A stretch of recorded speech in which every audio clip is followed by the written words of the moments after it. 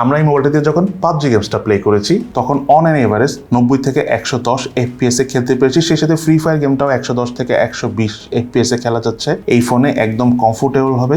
দুটো গেমে আমরা ল্যাগিং এর দেখা পাইনি তেমন একটা, এবং তার পাশাপাশি এই ফোনটা যখন আমরা এক্সট্রিম ইউজ করেছি তখন তো একটা হিটিং এর ব্যাপার স্যাপারও থাকে, বাট এই ফোনটা হিটিং হয় কম। তার প্রধান কারণ হলো এই ফোনটাতে সিলিকন কার্বন বা টাইটানের যে ব্যাটারিটা ইউজ করেছে, তার পাশাপাশি বাইপাস চার্জিংয়ের সুবিধা রয়েছে, অর্থাৎ গেম খেলার সময় আপনি যখন চার্জ দেবেন এটা বাইপাস টেকনোলজিতে চার্জ হবে, ফর দ্যাট রিজন হিটটা কম হয়। আরেকটা বিষয় হলো এই ফোনটার কুলিং সিস্টেমটা অনেকই ভালো। এখানে হাইপার থার্ম গ্রাফাইটের তৈরি বায়োনিক কুলিং সিস্টেম ইউজ করা হয়েছে। দ্যাটস ওয়াই আমরা যখন অনেক এক্সট্রিম ইউজ করেছি তখনও এই ফোনটা কিন্তু হিট হয় না। যাই হোক, আমরা যে ফোনটা নিয়ে কথা বলতেছি সেটার নাম আপনাদেরকে বলা হয় না, সেটা হলো Realme 14 5G, অর্থাৎ এই ফোনটা এটা অফিসিয়ালি বাংলাদেশে লঞ্চ হয়েছে। এবং এই ফোনটা কতটুক ভালো না, গেমিংয়ের জন্য ভালো না, ক্যামেরার জন্য ভালো, সব কিছু নিয়ে আজকের ভিডিওতে ইন ডিটেলস আলোচনা করবো। সো চলুন তাহলে দেরি না করে শুরু করা যাক। মোবাইলটার বক্স কন্টেন্টে রয়েছে ইউজার ম্যানুয়ালস, সিম ট্রে ইজেক্টর, ব্যাক কেস, 45 ওয়াটের charger, USB Type-C charging cable এবং Realme 14 5G মোবাইলটি। এই মোবাইলটার ব্যাক প্যানেলের কথা যদি বলতে চাই, অনেকটা সাইফাই মুভির ক্যারেক্টার ম্যাকার থেকে ইন্সপায়ার্ড হয়ে আসা এই মোবাইলটার ব্যাক প্যানেল কিন্তু দেখতে বেশ অ্যাস্থেটিক টাইপের, হাতে নিয়েও গ্রিপ করে বেশ ভালো লাগে। সে সাথে IP68 এবং 69 ওয়াটার এবং ডাস্ট রেজিস্ট্যান্স থাকা এই মোবাইলটা কিন্তু বেশ স্লিম। এর থিকনেস হলো 7.97 মিলিমিটার এবং ওয়েট হলো 196 গ্রাম। ওভারঅল ওয়েট ডিস্ট্রিবিউশন একদম balanced, for that reason single হ্যান্ডে আমরা একদম কমফোর্টেবল ভাবে ইউজ করতে পেরেছি। বাট যাদের হাত আমার মতো এত বড় না, তাদের হতে পারে যে সিঙ্গেল হ্যান্ডে ফোনটি ইউজ করার সময় একটু বেগ পেতে হবে।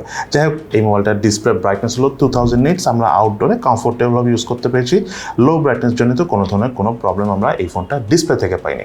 দেন এই মোবাইলটা যদি ব্যাটারি কথা বলতে চাই, এটা হলো 6000 mAh ব্যাটারি রয়েছে, টাইটান ব্যাটারি বলতেছে রিয়েলমি। টাইটান ব্যাটারির যে সুবিধা হলো আপনার মোবাইলের ব্যাটারি যখন যে জায়গায় মন চায় আপনি চার্জ দিতে পারবেন, মানে 10%, 30%, 40%, 50% বা 80% আছে বা 90% আছে, ওই অবস্থা আপনার ফোনে চার্জ দিতে পারবেন, ব্যাটারি কোনো ক্ষতি হবে না। তার পাশাপাশি এই ফোনটার সাথে 45 ওয়াটের চার্জার দেওয়া রয়েছে, আর একটু বেশি ওয়াটের চার্জার হলে একটু দ্রুত আমরা চার্জ দিতে পারতাম। বাট ফোনটা একবার চার্জ দেওয়ার পর আমরা প্রায় 2.5 দিনের কাছাকাছি চার্জ ব্যাকআপ পেয়েছি বেসিক ইউজ করে বা রেগুলার ইউজ করে, যেটা অনেকই ইমপ্রেসিভ। তার পাশাপাশি যখন এই ফোনটাতে আমরা টানা ইউজ করেছি, মানে গেমিং টেমিং যখন আমরা একদম টানাও করেছি, তখন এই ফোনটার চার্জ ব্যাকআপ পেয়েছি আমরা প্রায় 9 ঘন্টার কাছাকাছি। এই মোবাইলটাতে অপারেটিং সিস্টেম হিসেবে ছিল Android 15 ভার্সন, ইউআই হিসেবে Realme OS 6 ভার্সনটা রয়েছে। এবং তার পাশাপাশি ফোনটার যদি আমি ইউআই এক্সপিরিয়েন্সের কথা বলতে চাই, অনেক আননেসেসারি অ্যাপস রয়েছে রিয়েলমি ফোনগুলোতে। তারা এখন প্রচুর আননেসেসারি অ্যাপস দেয়, অ্যাপস ছাড়াও আবার অ্যাডভার্টাইজমেন্টও আসে এইসব অ্যাপসের। আমি মনে করি এই অ্যাপসগুলো না দিলেই ভালো। অ্যাটলিস্ট এই বাজেট রেঞ্জের এরকম প্রিমিয়াম সেন্ট্রিক ফোনগুলোতে এই ধরনের অ্যাপসগুলো আসলে এখনকার যুগে আর মানায় না। এটা না দিলে খুবই ভালো, তো এটা অ্যাকচুয়ালি এখন আর মেনে নেওয়ার মতো না।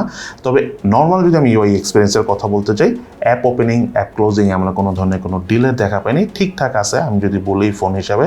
তার পাশাপাশি মাল্টিটাস্কিং পারফরমেন্সও অনেক ভালো ছিল, এবং ওভারঅল আমরা ইউআই থেকে কোনো ধরনের কোনো ল্যাগিংয়ের দেখা পাইনি এই ফোনটা ইউজ করতে চাই। তার পাশাপাশি এই মোবাইলে থাকা 120 রিফ্রেশ রেটটা একদম ফুললি পুশ করতে পারতেছিল। দেন এই মোবাইলটার বাটন এবং বোর্ডসের কথা বলতে গেলে, রাইট সাইডে রয়েছে হলো ভলিউম নকার এবং পাওয়ার বাটন, লেফট সাইডে কিছু নেই। উপরের দিকে রয়েছিল স্পিকার এবং নয়েজ ক্যান্সেলেশন মাইক, নিচের দিকে রয়েছিল main speaker, primary mike, USB Type-C charging port এবং সিম কার্ড ট্রে, যাতে দুটো সিম কার্ড ইউজ করা যায়, তবে নেই কোনো এক্সটার্নাল মেমোরি কার্ড ইউজ করার সুবিধা।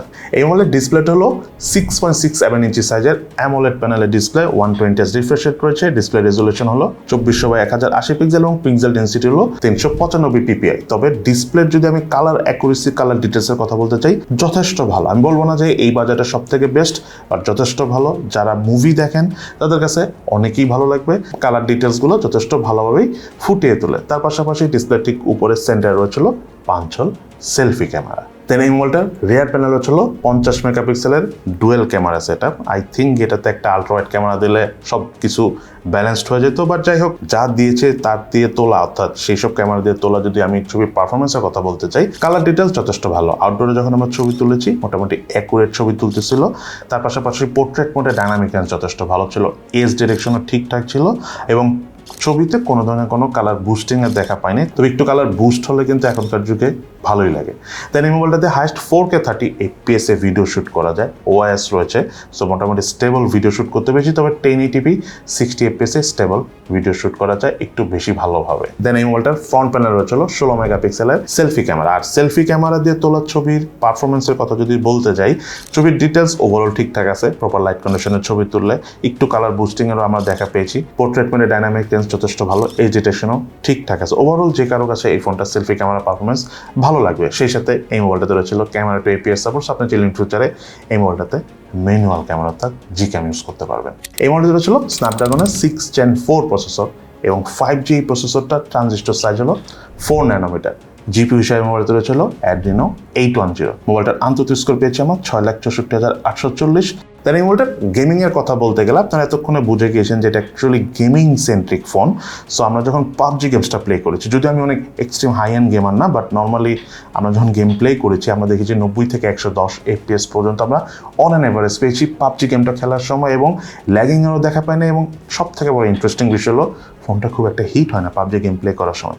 তার পাশাপাশি ফ্রি ফায়ার আমরা মোটামুটি অল টাইমে 110 থেকে 120 FPS এর মতো পেয়েছি এই ফোনটা দিয়ে যখন আমরা গেম প্লে করেছি। সো গেমিং এক্সপিরিয়েন্স অনেক স্মুথ। যারা ফ্রি ফায়ার লাভার, পাবজি লাভার, তাদের কাছে এই ফোনে গেম প্লে করে অনেক ভালো লাগবে।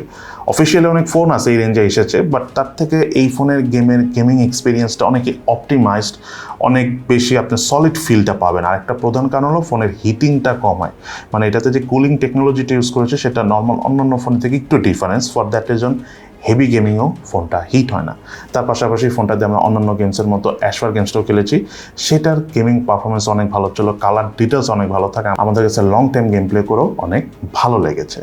এই মোবাইলটা বাংলাদেশ মার্কেটে 12GB র্যাম 256GB স্টোরেজ ভ্যারিয়েন্টে এসেছে, এবং মজার জিনিস হলো এই ফোনটার সাথে কিন্তু 24GB ভার্চুয়াল র্যামও রয়েছে। যাই হোক, এই ফোনটার যে র্যামটা রয়েছে, মেইন র্যামটা রয়েছে, সেটার টাইপ হলো LPDDR4X এবং স্টোরেজ টাইপ হলো UFS 2.2। দেন এই ফোনটার যদি আমি প্রাইসের কথা বলতে চাই, এটার অফিসিয়াল প্রাইস হলো 41,999 টাকা। এই ফোনটা এখন প্রি বুকিং চলতেছে। আপনারা যদি প্রি বুকিং বা প্রি অর্ডার করেন, তাহলে এই ফোনটার সাথে গিফট হিসাবে আপনারা পেয়ে যাবেন Realme Buds T200 Lite TWST। যাই হোক, এবার চলুন আমরা এই মোবাইলটা ইউজ করে আমাদের কাছে কোন জিনিসটি ভালো লেগেছে এবং কোন জিনিসগুলো ভালো লাগেনি সেটা একটু জেনে নিই। As a gaming centric phone হওয়া সত্ত্বেও ফোনটার ক্যামেরাটা যদি আরেকটু ভালো কনফিগারেশনে দেওয়া হতো, আরেকটু ভালো লাগতো, অ্যাটলিস্ট একটা আল্ট্রাওয়াইড ক্যামেরা দিয়ে দিলেই হয়ে যেত। তার পাশাপাশি এই ফোনটার ইউআই নিয়ে আমার অনেক বড় একটা কমপ্লেন আছে, বিকজ ইউআইতে প্রচুর আননেসেসারি অ্যাপস। আমি জানি না যে রিয়েলমি হঠাৎ করে কেন এত অ্যাপস তাই স্টার্ট করছে, আগে তো রিয়েলমিতে ছিল না। আর এবং অ্যাপসগুলো থেকে অ্যাডও আসে। এই বাজেট রেঞ্জের এই ধরনের ফোনে এই ধরনের অ্যাপস, এই ধরনের অ্যাডভার্টাইজমেন্ট আসলে একটু মেনে নেওয়া কঠিন। এই জিনিসটাতে রিয়েলমির অ্যাকচুয়ালি কড়া নজর দেওয়া উচিত। তার পাশাপাশি ফোনটার প্রাইস যদি আরেকটু কম হতো তাহলে সব দিকেই ভালো হতো। তবে ফোনটা যদি আমি ভালো দিকের কথা বলতে চাই, এই ফোনটার ডিসপ্লেটা সলিড ফ্ল্যাট ডিসপ্লে। যারা গেমিং করেন এটা ডিসপ্লের মাহাত্ম্যটা আপনারা বুঝতে পারবেন। আর যে বিষয়টা না বললে নয়, লং টাইম গেম প্লেতে মানে এক্সট্রিম ইউজও ফোনটা হিট হয় না, কারণ এটার কুলিং সিস্টেম খুবই ভালো। ফর দ্যাট রিজন আপনি যখন লং টাইম গেম প্লে করবেন, ল্যাগিংয়েরও দেখা পাচ্ছেন না, তারপর যখন হিটিংয়েরও দেখা পাচ্ছেন না, আপনার কাছে কিন্তু অনেক ভালো লাগবে। আর পাবজি গেমস বা free fire type games on an average 100 FPS এর মতো পেলে কিন্তু গেমিং এক্সপিরিয়েন্সটাও সেই লেভেলের হয়। সো গেমিং করে এই ফোনটা নিয়ে আমাদের খুবই ভালো লেগেছে। ক্যামেরাটা একটু ভালো দিলে একটু বেশি ভালো হতো, মানে ক্যামেরাটা আমার মনে হয় যে এই ফোন হিসেবে একটু উইকি হয়ে গেছে। আরেকটা বিষয় হলো রিয়েলমিকে আমি একটু থামস আপ দিব, বিকজ তারা অনেকদিন ধরে এই নাম্বার সিরিজের ফোন খুব একটা আনতেছিল না, আনলেও অনেক দিন পরে আনতেছিল। বাট রিয়েলমি 14টা তারা এবার সাথে নিয়ে এসেছে, এটা আসলেই অ্যাপ্রিসিয়েট করার মতো একটা বিষয়। তার পাশাপাশি এই ফোনটার ডিসপ্লের ডিটেলস অনেক ভালো, মানে ডিসপ্লে কোয়ালিটি ভালো, মিডিয়া কনজিউম করা আমাদের কাছে অনেক ভালো লেগেছে। আরেকটা বিষয় হলো এটাতে IP16 ওয়াটার এবং ডাস্ট রেসিস্ট্যান্ট সার্টিফিকেশন রয়েছে। তার পাশাপাশি 6000 মিলিঅ্যাম্পিয়ারের ব্যাটারি থাকায় কিন্তু আমরা বিশাল বড় একটা সময় চার্জ ব্যাকআপ পেয়েছি, যেটা আমাদের অনেক ভালো লেগেছে। এবং রিয়েলমির এই ফোনে কিন্তু আমরা নেটওয়ার্ক রিলেটেড কোনো প্রবলেম পাইনি, কমফোর্টেবলভাবে ওভার দ্য ফোনে কমিউনিকেট করতে পেরেছি, কোনো ধরনের কোনো নেটওয়ার্ক ইস্যুস একেবারে আমরা ফেস করিনি এই ফোনে। সো এই তাহলে আমাদের রিয়েলমি 14 5G এই মোবাইলটার ওভারঅল একটা রিভিউ ভিডিও। আপনাদের কাছে এই ফোনটা কেমন লেগেছে সেটা কিন্তু অবশ্যই ভিডিও নিচে কমেন্টস করে জানাবেন। সবাই ভালো থাকেন, সুস্থ থাকেন, ইনশাল্লাহ দেখা হবে ফিউচারে।